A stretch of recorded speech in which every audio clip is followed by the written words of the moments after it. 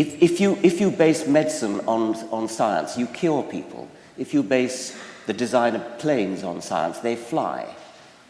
If you base the design of rockets on science, they reach the moon. It works, bitches.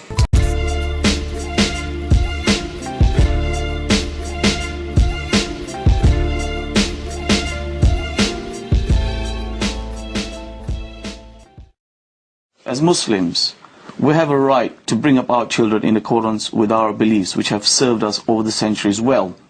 Now, I'll give you the same right to bring up your children in the way that you want. What about the rights of the children themselves? Well, the rights of the children come when they are they're old enough to understand the issues.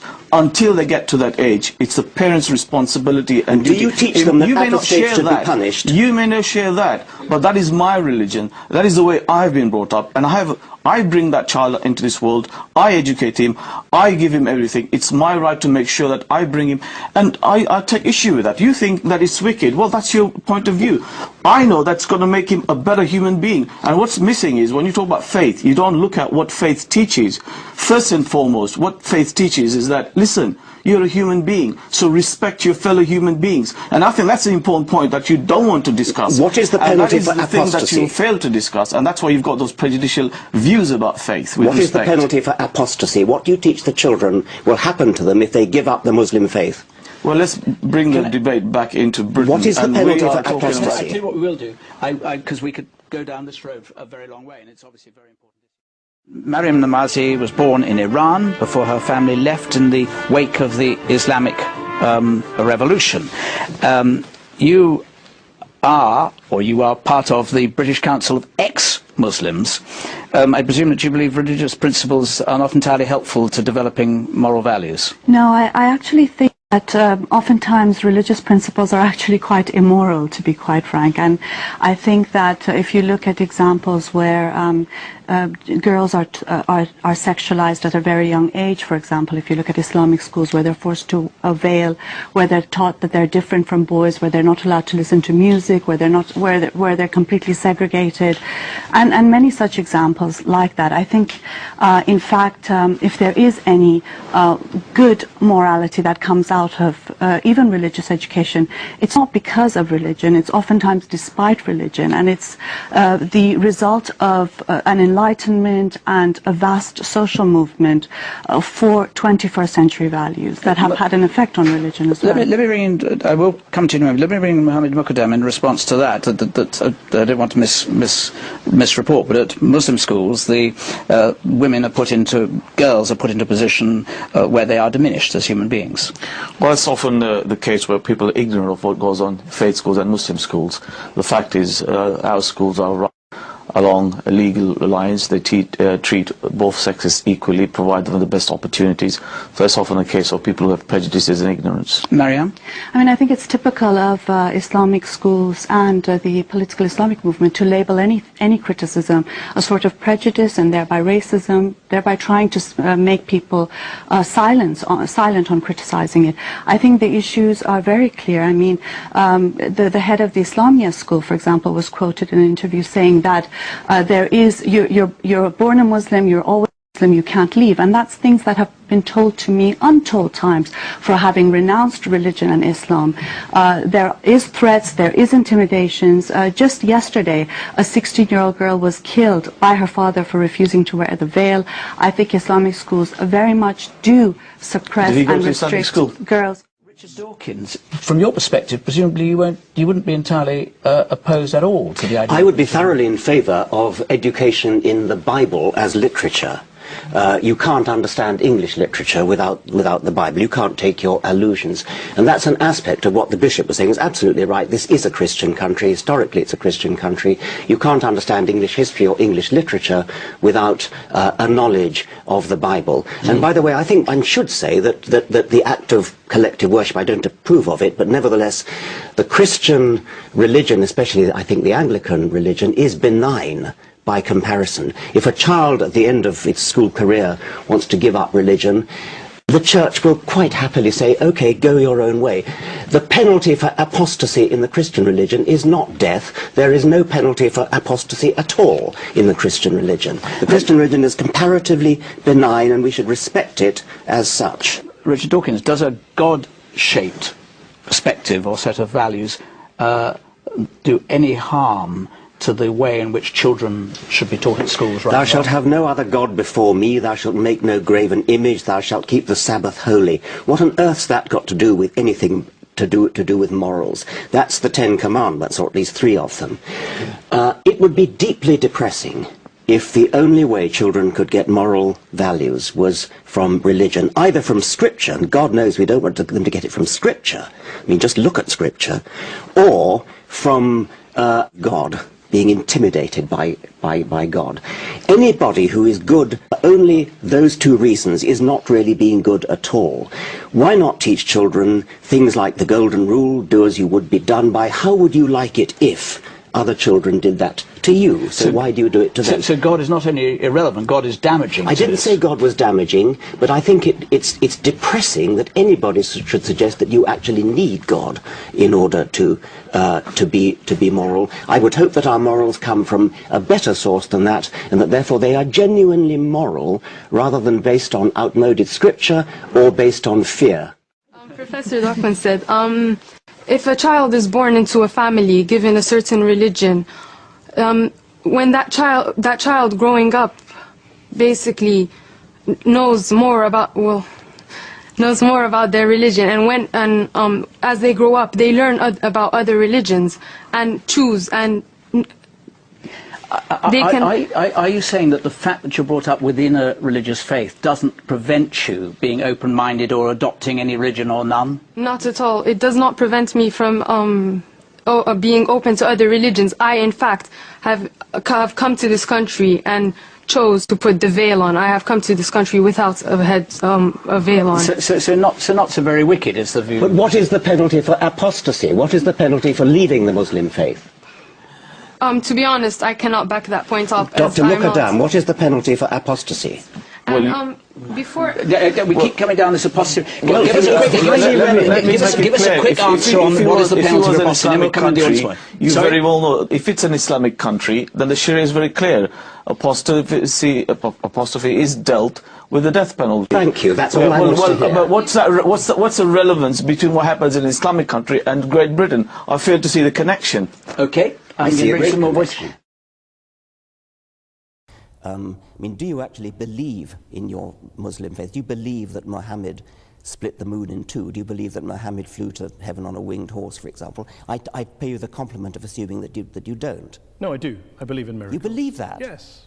You believe that Muhammad went to heaven on a winged horse? Yes, I believe in God. I believe in miracles. I believe in revelation. I mean, the point here is that let's assume I'm wrong, Richard. I'm wrong. Let's. Let's assume I'm wrong. I'm wrong. I'm happy to concede that, Richard. I'm happy to concede it. I'm wrong. All religions are wrong. God does not exist. We're all mad. I care about what's true. I'm an educator. I'm a scientist. And I want people to understand the truth about the universe in which they live. That's what I care about.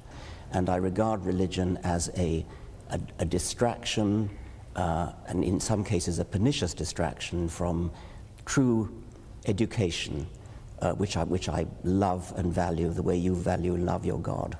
Can you not do both? Well, so long as they don't contradict each other. Richard. Richard. As long as they don't contradict each other. But if you actually believe Muhammad flew to heaven on a winged horse, that's an anti-scientific belief. And that could be wrong. But it is wrong. But that doesn't change. That doesn't change. How do you know it's wrong? Oh, come on. You're a man of the 21st century. No, I'm just asking. It comes back to my original question. The rational position is the agnostic. The rational position is the agnostic position. Why up there? What, the rational position. I didn't say up there. I didn't pick a place. Okay, you well, picked a place. why would a winged horse be the way to get to heaven if it's not up there? I asked a question about. You asked about proof. I'm all for saying I can't prove it, but can you prove he didn't do it? I mean, this is the end-all debate. Didn't fly to heaven on a winged horse? I'm just asking on your criteria. I'm just asking on No, your I opinion. can't prove it, and I can't prove it wasn't a golden unicorn. But I'm fascinated that you'd rather talk about what animals the Prophet may or may not have used 1400 years ago, rather than talk about what Muslims or Islam is doing in the world today, good or bad. Well, that seems to be the distraction. If anyone's distracted, it seems to be you. Well, that's your view. I'm fascinated by how somebody, a respected, sophisticated journalist in the 21st century, can believe that a prophet flew to heaven on a winged horse. Let me ask you this. Are all people who hold beliefs in God and in miracles and the supernatural, do you regard them all as intellectually inferior to you?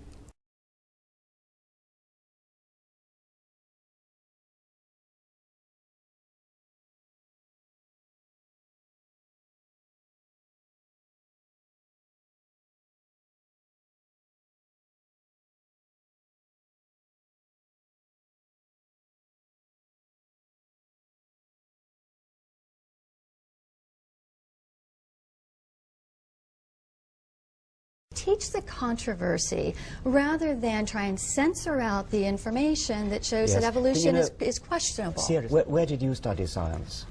Well, see, that's the point. Scientists are now claiming that they're the only ones that can speak on this issue. It's almost like a religion in which only scientists are allowed to speak and teach on it, and to teach everyone else. And everyone else must believe what the scientists, what particular scientists say. Where is the evidence of evolution from one species to another species? The macroevolution. There's microevolution within a species, but not going from one species to another. Oh, really? If we had gone from that broad of an evolution, there should be overwhelming tons of material evidence, not just an isolated thing here and there. But again, there is not evidence. Almost every fossil you find is intermediate with something and something else. If that were the case, the Smithsonian Natural History Museum would be filled with these examples, but instead they're not. It is. Now, I just told you about Australopithecus, Homo habilis, Homo erectus, Homo sapiens. By the way, archaic Homo sapiens and then modern Homo sapiens. That's a beautiful series of intermediates. You're still lacking the material evidence. The material evidence is there. Go to the museum and look at it. Have you seen Homo erectus? Have you seen Homo habilis? Have you seen Australopithecus? What I've seen is that in the museums and in the textbooks, that whenever they claim to show the evolution from one species to another, it relies on illustrations and drawings, no, it doesn't. not the not any material evidence. If they were in the museums, which I've been to many times, then I would look at them objectively. But there's a variety of opinions across the board among those who may not buy completely into the hardcore ideas of evolution. There are those who believe in different levels of evolution within creation, and that really shows kind of a creative independence within our movement that seems to be a bit lacking among those who believe in evolution and only evolution. And the ad hominem attacks to ad hominem attacks, ad hominem, it's the hardcore evolutionists that reject the idea of a creator that then pave the foundation for a very brutal society. Don't have good evidence of positive mutations being the ones that are then built on, because if they're a mutation, they're alone. So in order for something to rise up and have more of it, you need to have a good base to choose from. I think it helps to show that people are using their critical factories, and so we don't need to deny any facts, because the facts end up bearing out our beliefs. If evolution had occurred, then surely, whether it's going from birds to mammals or even beyond that, surely there'd be at least one evidence. Massive amount of evidence. Show me the evidence. What if I'm wrong? I mean, anybody could be wrong. We could all be wrong about the flying spaghetti monster and the pink unicorn and the flying teapot. You happen to have been brought up, I would presume, in the Christian faith. You know what it's like not to believe in a particular faith because you're not a Muslim, you're not a Hindu. Why aren't you a Hindu? Because you happen to have been brought up in America, not in India. If you've been brought up in India, you'd be a Hindu. If you were brought up in Denmark in the time of the Vikings, you'd be believing in Wotan and Thor. If you were brought up in classical Greece, you'd be believing in Zeus. If you were brought up in Central Africa, you'd be believing in the great Juju up the mountain. There's no particular reason to pick on the Judeo-Christian God in which, by the sheerest accident, you happen to have been brought up, and ask me the question, what if I'm wrong? What if you're wrong about the great juju at the bottom of the sea? Let's open it up to the audience. We've been talking about God, evil, war, terrorism, bringing up your children, living a good life, religion and happiness, science versus religion. Who would like to answer the first question? Yes, you? If the Almighty God appears suddenly on the cloud or on the earth or part of the universe, what is your reaction? Are you going to believe or are you going to go against him? What would it take for you to believe in God, not just miracles? Yeah, I mean, popping his head through the clouds. Yeah, that's the thing I've worried about a lot. Obviously, it would do wonders for the book. Would the world be a better place if religion disappeared tomorrow? Yes. Despite all the good things we discussed, you recognise. It does make me chuckle that you mock me for believing in a prophet that flies into a heaven, but you believe in lots and lots of universes that you can't show me, prove to me, test to me in a lab, as a basis of getting out of believing in a God and a prophet. I'm astonished that you should compare the two. I'm comparing the lack of evidence for the two. Well, you cannot use your own intuitive common sense in order to diss physics. I mean, if you could do that, we wouldn't need physicists. I mean, they are very sophisticated people, they do mathematics. But there are physicists like Paul Davies who have dissed the multiverse theory as being nonsense. Well, Paul Davies would rather take the view that there's something mysterious in the origin of the universe, and that's another perfectly respectable physicist's view. Steven Weinberg, the Nobel Prize-winning physicist. It's respectable if a physicist holds a view about mystery in the universe, but not if anyone else holds it. If we're talking about the origin of the universe, that is a problem in physics, yes.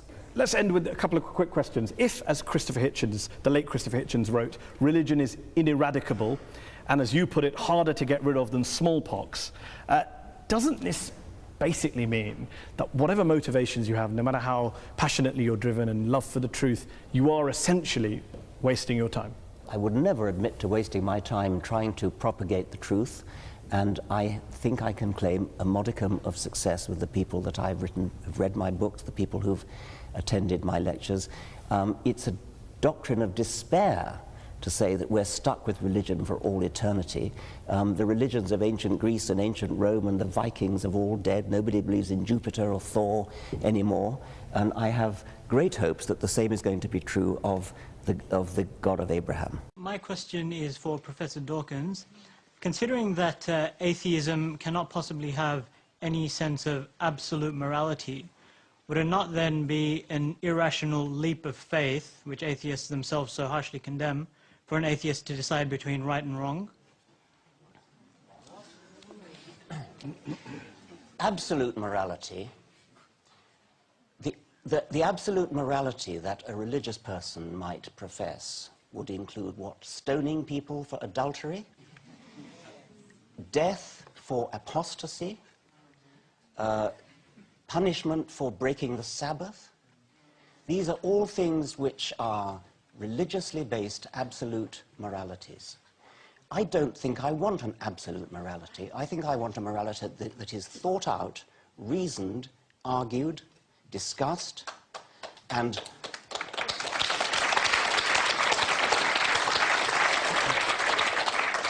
based upon, I could almost say, intelligent design. Can we not design our society which has the sort of morality, the sort of society that we want to live in? If you actually look at the moralities that are accepted among modern people, among 21st century people, we don't believe in slavery anymore, we believe in equality of women, we believe in being gentle, we believe in being kind to animals. These are all things which are entirely recent. They have very little basis in biblical or Quranic scripture. They are things that have developed over historical time through a consensus of reasoning, sober discussion, argument, legal theory, political and moral philosophy. These do not come from religion. To the extent that you can find the good bits in religious scriptures, you have to cherry pick. You search your way through the Bible or the Quran and you find the occasional verse that is an acceptable profession of morality, and you say, look at that, that's religion. And you leave out all the horrible bits. And you say, oh, we don't believe that anymore, we've grown out of that. Well, of course we've grown out of it. We've grown out of it because of secular moral philosophy and rational discussion. Tony Burke. The Darwin deniers always say we don't have enough intermediary species in the fossil history. Does this help that? Of course. I mean, that was true when Darwin himself lived. There weren't any. But they still say, show us the missing link. Where's your missing link? And there are quite a few of them now. And right. Ardipithecus is just one of a great troop of them which have been found. So, explain this to me. I mean, we all evolved, and we all have the same brain, basically, now.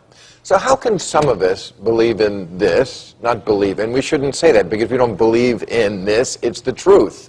We studied this, and it's scientific evidence. But how can some people feel this way about it, and then there are at least half of America who thinks the world was created by a man in a cloud in 6 days who then needed to rest. I love that.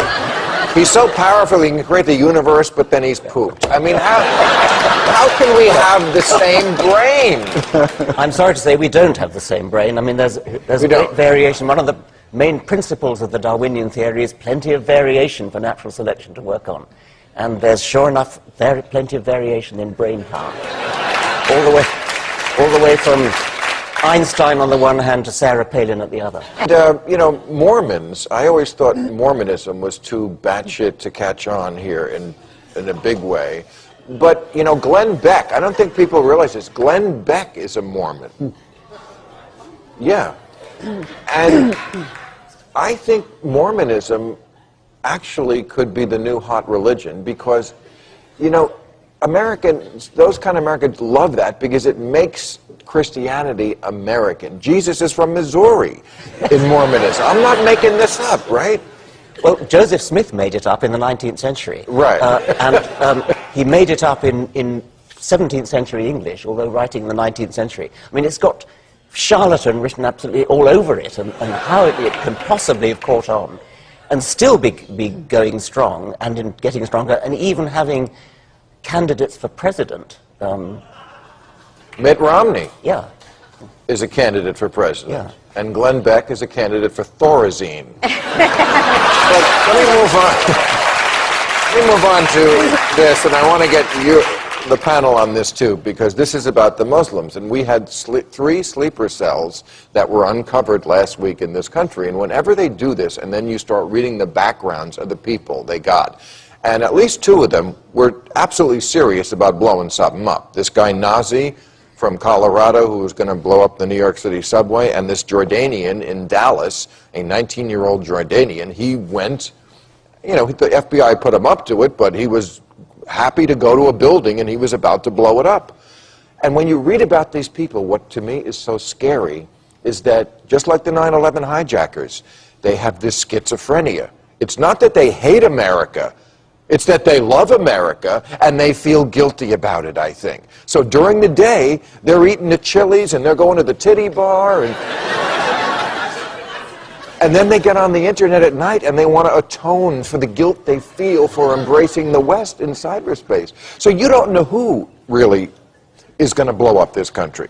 I don't think it's about the sex or the eroticism. It's about foreign policy decisions. It may be some inner turmoil about the sexuality, but there's far more sexualized cultures around the world. They could go to Dubai, for Christ's sake, Brazil. They can go to other places if they're uncomfortable with women's breasts, which you might be implying there. There are plenty of places they can go to get more of them on a daily basis. The problem is that they feel guilty about seeing women's breasts. But if you're talking about big anger that causes somebody to bomb something, that's about much more than carnal knowledge. That is about foreign policy decisions. It isn't just about sex. That certainly is in the mix. In a big way, because there's you know, think of the targets. If it's the World Trade Center and the Pentagon, just as 2 examples, that means something. It wasn't Hollywood or the set that used to shoot Sex and the City or something that, you know, that they're going to take. No, they don't like Hollywood, and they have tried at the LA airport. But it's not about just that. It's because, like I said, we're a very puritanical society, comparatively speaking, to other places around the world. They always go for phallic symbols. They did. They don't like the thing in Seattle. You know, they tried to blow that up. I'm telling you, these people, they're schizophrenic. They feel guilty about the fact that they like America. They're like, you know what, I'm in this country by day and I'm having a great time, and I shouldn't be having a great time, and I'm going to blow this country up as soon as I get off the water slide. This is terrific. Don't you think that's... Why don't you just say it's religion? It's so obvious. I mean, why do it have to be either foreign policy or sex? I mean, these people have a holy book that tells them to kill infidels. Well, then why is it just the Americans whose the foreign policy decisions have been, you know, very much against their livelihood or what they see as the quality of their lives? There's plenty of other people they could be taking it out on if it was just religion. Yes, there's religion. Yes, there's sexuality. Yes, there's inner demons. But I believe that the type of anger that motivates a terrorist act is mostly about politics. Well, there's a lot of also... I don't think it is. Going on inside the world. I mean, let's remember, a lot of the suicide bombing going on today is inside Pakistan, and it's Sunnis against Shiites. It's inside Iraq. It's Sunnis against Shiites. I think foreign policy is part of it. I think that's one of the things that feeds it. I think that also religion is something that feeds it. But to me, it's another part of this is also a deep sense, goes back to the religion, which is that these young men are raised with the view that they have that Islam, and this is not a criticism, Islam sees itself as the most perfect expression of God's monotheistic message. If I were to put it in computer terms, it sees itself as God 3.0.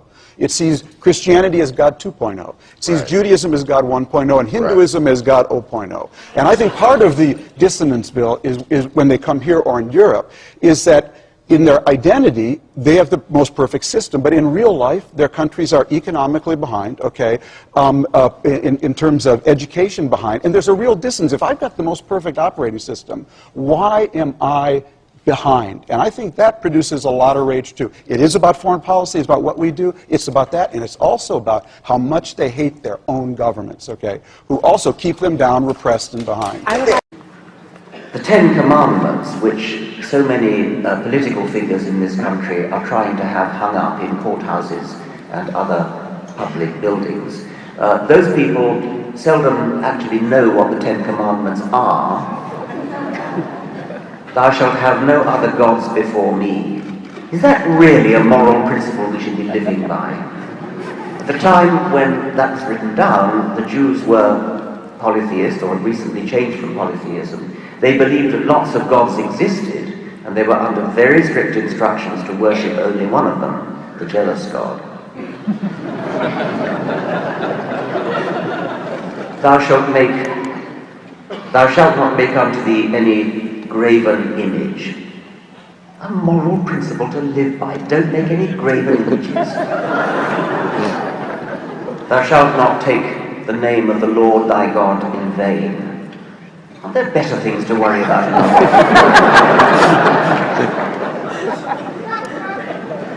Remember the Sabbath day to keep it holy. You may be familiar with the passage in Numbers 15:32, which I'll read to you. And while the children of Israel were in the wilderness, they found a man that gathered sticks upon the Sabbath day. And they that found him gathering sticks brought him unto Moses and Aaron, and unto all the congregation. And they put him in ward, because it was not declared what should be done to him. And the Lord said unto Moses, the man shall surely be put to death, and the congregation shall stone him with stones without the camp. And the congregation brought him without the camp, and stoned him with stones, and he died, as the Lord commanded Moses. What a wonderful moral God.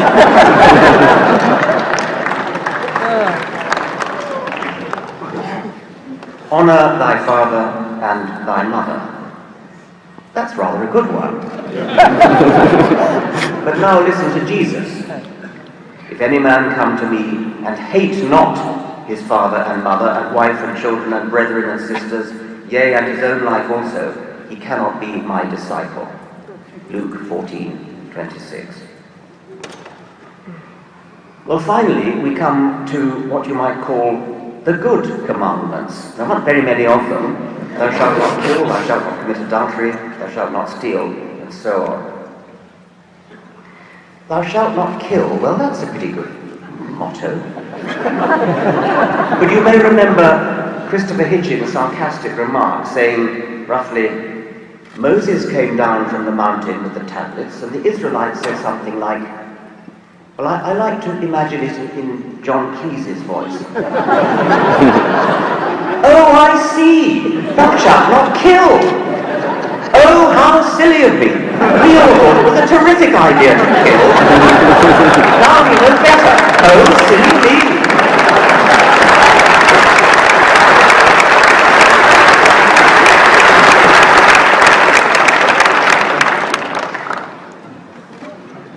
Anybody who has ever read the Old Testament will certainly not wish to get their morals from it. And if you meet anybody who gets his morals from the Old Testament, I think you'd be wise to give him a wide berth. But it's not just the Old Testament. The New Testament is just as bad. The odious doctrine of the redemption of sins by Jesus. This is not Jesus' own doctrine, by the way. This is St. Paul. I used to know a very distinguished scholar of ancient history whose life's work was to try to decide whether Plato or St. Paul was the greatest shit of all time.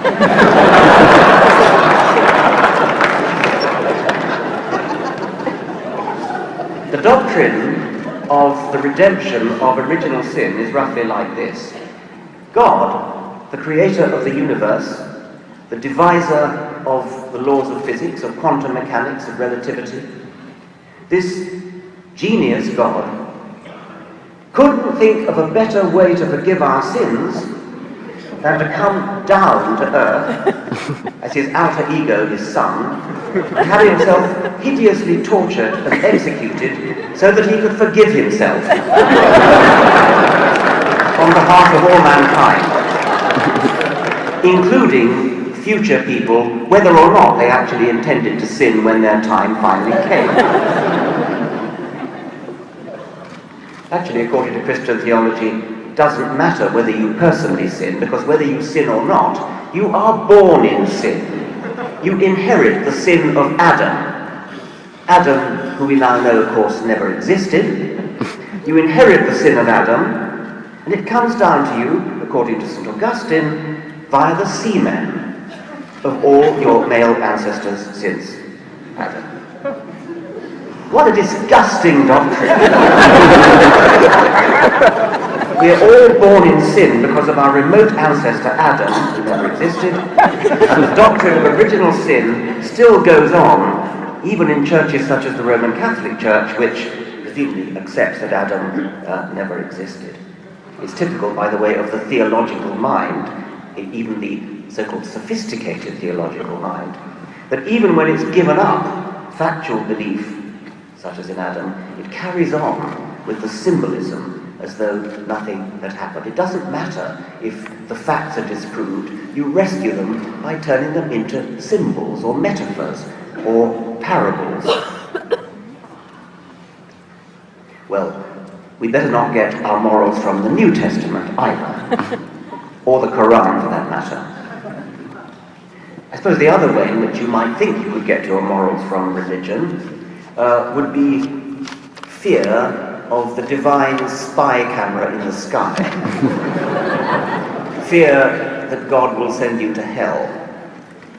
That when you're boiling in the lake of fire and your skin burns off, you promptly grow another skin so that you can feel the agony all over again.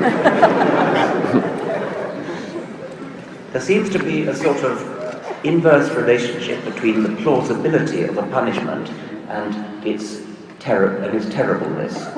If the idea of hell were remotely plausible, then it wouldn't have to be so horrible as it actually is. And sucking up to God in the hope of going to heaven is just about as bad, just about as ignoble a reason for being moral. It takes more faith to be like you, an atheist, than like me, a believer, and it's because of nature. You know, I just don't think we could have lucked out to have the tides come in, the tides go out, sun go up, sun go down. Don't think it could have happened. We have a very full understanding of why the tides go in, the tides go out, of why the continents drift about, of why life is there. Science is ever more piling on the evidence, piling on the understanding. But it had to get there. I understand that you know, the physiology of it, if you will, but it had to come from somewhere. And that is the leap of faith that you guys make, that it just happened. Well, a leap of faith, you don't actually need a leap of faith. You're the one who needs a leap of faith, because you are actually, the onus is on you to say why you believe in something. There's an infinite number of gods you could believe in. I take it you don't believe in Zeus or Apollo or Thor. You believe in, presumably, the Christian God, Jesus. See, Jesus was a real guy. I could see him. Yeah. You know, and I know what he did. And so I'm not positive that Jesus is God, but I'm throwing in with Jesus rather than throwing in with you guys, because you guys can't tell me how it all got here. You guys don't know. We're working on it. Physicists are working. When you get it, then maybe I'll listen. Yeah. Well, no, I mean, if you look at the history of science over the centuries, the amount that's gained in knowledge each century is stupendous. In the beginning of the 21st century, we don't know everything. We have to be humble. We have to, in humility, say that there's a lot that we still don't know. And, you know, being humble is a Christian virtue. Well, so there you go. Of course it is. All right, when you guys figure it out, then you come back here and tell me, because until that time, I'm sticking with Judeo-Christian philosophy and my religion of Roman Catholicism, because it helps me as a person. That's different. If it helps you, that's absolutely. Great. And but that doesn't mean it's true. Well, it's true for me. You see, I believe. You mean true for you is different from true for anybody else? How can something be absolutely, true for you? Because I can't Something's either got to be true or not. I can't. No. I can't prove to you that Jesus is God. So that truth is mine and mine alone. But you can't prove to me that Jesus is not. So you have to stay in your little You can't belief prove system. that Zeus is not. You can't prove that Apollo is not. Or I saw Apollo, man. He was down there. He's not looking good. Now, we also differ in the sense that you feel that religion has been a bane, B-A-N-E, to civilization, and I feel atheism has. And I will point to the worst mass murderers in modern times: Hitler, Stalin, Mao, and Pol Pot. All confirmed atheists, all people who wanted to wipe out religion. Now, I know you can point to the Crusades and you can point to Al-Qaeda right now. I mean, it's there, and there's no question. But I say I'm throwing in with the founding fathers of the United States, which saw religion, spirituality, as a moderating influence, as a good thing if people embrace the true tenets. Go ahead. The founding fathers of the United States were secularists above all. So some of them were religious, some of them were not, but they were above all secularists who believed in keeping church and state They separate. had to because of the oppression in Europe. That was what they were, Right. precisely. But I mean, that was almost what they were doing. all of them, they all said a prayer before their deliberations. In their letters, and I have almost all their letters, they all reference the deity. Our Declaration of Independence references heavily. But they saw it as a moderating influence because the federal government at that point couldn't control the country. And they said, you know, if people follow Jesus, then the country is going to be better. It may well be a moderating influence. As for Hitler and Stalin and so on, I mean, of course, Hitler, by the way, was a Roman Catholic. No, he never was. He was raised in that home, Yeah, well, but he rejected it early on. We can dispute that. Stalin was an atheist, no question. But Stalin did the bad things he did, not because he was an atheist. I mean, Hitler and Stalin both had moustaches, but we don't say it was their moustaches that made them evil. I don't think they had any moral foundation, any of those guys. I will say, I don't either. Your book is fascinating, and you know, congratulations. Tell me where I'm going wrong here. I believe in creative design. I believe in evolution, but I think it was overseen by a higher power because, as we just stated, and you acknowledged, you guys still haven't figured out how it all began.